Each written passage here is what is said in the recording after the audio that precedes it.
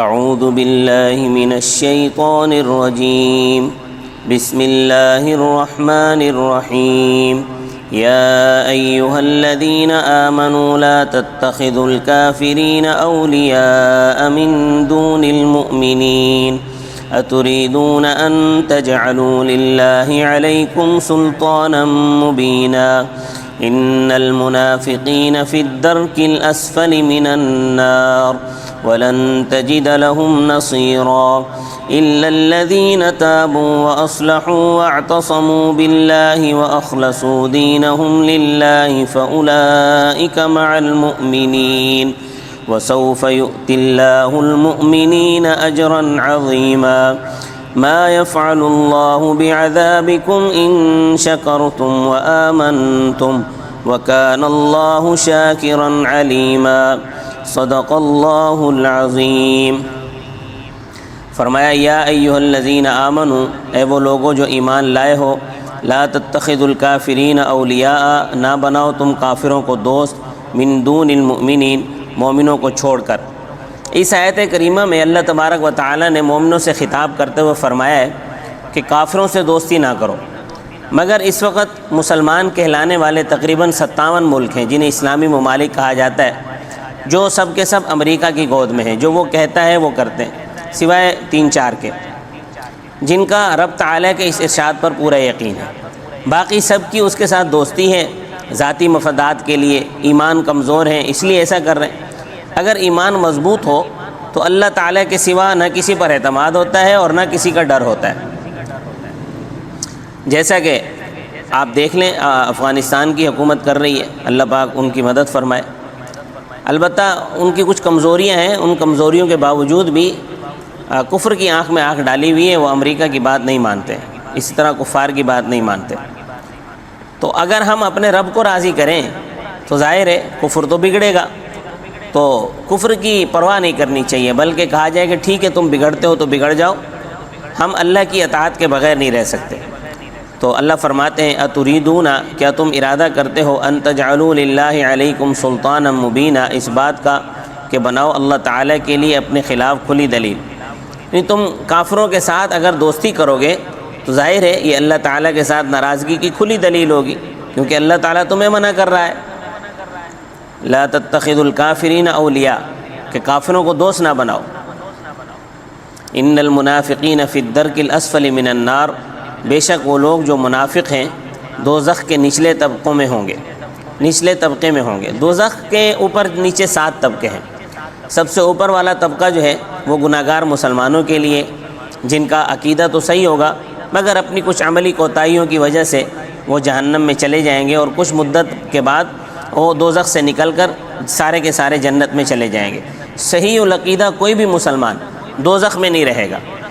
اس سے نیچے والے طبقے میں عیسائی ہوں گے، اس سے نیچے والے طبقے میں یہودی ہوں گے، اس سے نیچے والے طبقے میں مجوسی ہوں گے، اس سے نیچے والے طبقے میں مشرک ہوں گے۔ جو سب سے نیچے والا طبقہ ہے، سب سے نیچے والا طبقہ جو 7واں طبقہ ہے، اس میں منافق ہوں گے۔ دوزخ کے طبقوں کا آپس میں کتنا تفاوت ہے اس کا اندازہ اس حدیث سے لگاؤ کہ جہنم کے ایک طبقے نے دوسرے طبقے کی اللہ سے شکایت کی کہ پروردگار اس کی تپش اور ٹھنڈک نے مجھے تکلیف پہنچائی ہے۔ اللہ تعالیٰ نے اس طبقے کو اجازت دی کہ تو 2 سانس لے لے۔ اس نے 2 سانس لیے، ایک ٹھنڈا اور ایک گرم۔ تو یہ جو تمہیں گرمی لگتی ہے یہ جہنم کا ایک سانس ہے، اور جو سردی لگتی ہے یہ جہنم کا دوسرا سانس ہے۔ اور کبھی کبھی ایسا ہوتا ہے کہ بسا اوقات گرمی اتنی بڑھ جاتی ہے، سردی اتنی بڑھ جاتی ہے کہ آدمی مر جاتے ہیں، گرمی اتنی بڑھ جاتی ہے تو آدمی مر جاتے ہیں۔ تو یہ اسی کی تپش ہے۔ آپ اندازہ لگاؤ کہ جب جہنم کے اندر چلے جائیں گے تو کتنی تپش ہوگی اس کی۔ فرمایا ولن تجد لهم نصیرا، اور اے مخاطب ہرگز نہیں پائے گا تو ان کے لیے کوئی مددگار۔ آج دنیا میں لوگ ایک دوسرے کی مدد کے دعوے کرتے ہیں اور مدد کرتے بھی ہیں بسا اوقات، مگر قیامت والے دن کوئی مدد نہیں کر سکے گا۔ ہاں الا الذین تابوا، مگر وہ لوگ جنہوں نے توبہ کر لی، جو منافق نفاق سے باز آ گئے، وہ اصلحوا، اور توبہ کے بعد اپنی اصلاح کر لی۔ غزوہ تبوک میں تقریباً 14-15 منافق رات کو اکٹھے ہوئے اور بڑی واہی تباہی قسم کی باتیں کی، حضرت صلی اللہ علیہ وسلم کے خلاف باتیں کی، قرآن کے خلاف باتیں کی، صحابہ کرام کے خلاف باتیں کی۔ ان کے ذہن میں یہ تھا کہ ہماری باتوں کو کوئی نہیں سن رہا، لیکن اللہ تبارک و تعالیٰ نے جو منہ میں آیا وہ بکتے رہے، لیکن اللہ تبارک و تعالیٰ نے قرآن پاک نازل فرما کر اپنے پیغمبر علیہ السلام کو آگاہ کر دیا کہ انہوں نے رات کو اللہ تعالیٰ کا مذاق اڑایا ہے اور اللہ کی آیات کا بھی مذاق اڑایا ہے، اللہ تعالیٰ کے پیغمبر کا بھی مذاق اڑایا ہے۔ تو انہی جو 10-15 منافقین تھے، 14-15 جو منافقین، انہی میں سے ایک تھے ابن حمیر۔ ان کو اللہ تعالیٰ نے توبہ کی توفیق عطا فرمائی، انہوں نے منافقت سے توبہ کر لی اور سچے دل سے ایمان قبول کر لیا۔ اور بھی 2-4 منافق تھے جنہیں اللہ نے توبہ کی توفیق عطا فرمائی، لیکن عام طور پر اکثر منافقوں کو توبہ کی توفیق نہیں ملی۔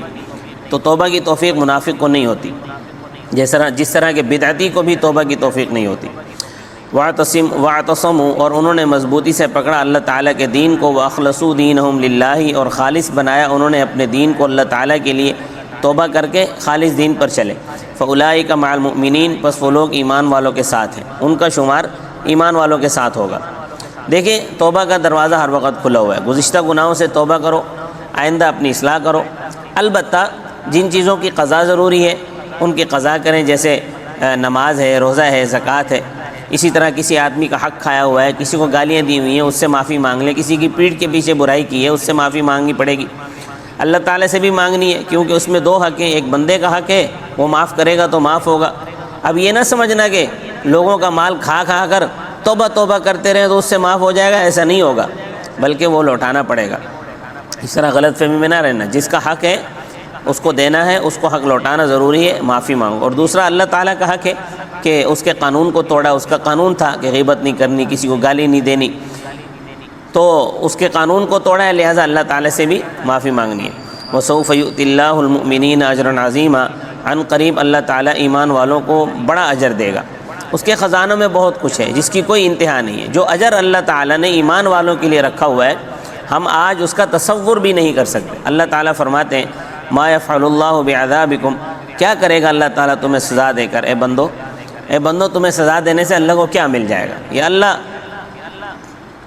اللہ نے تمہیں سزا نہ دی تو اس کا کیا بگڑے گا؟ ان شکرتم وآمنتم، اگر تم شکر ادا کرتے رہو اور ایمان پر قائم رہو، وہ سزا تب دے گا کہ تم اس پر ایمان نہ لاؤ، اس کی نعمتوں کا شکر ادا نہ کرو۔ ظاہر بات ہے کہ نافرمان کو تو کوئی بھی معاف نہیں کرتا، ہم بھی معاف نہیں کرتے، ہماری کوئی نافرمانی کرے ہم اس کو معاف نہیں کرتے۔ تو رب تعالیٰ تو قہار ہے، ساری قوتوں کا مالک ہے۔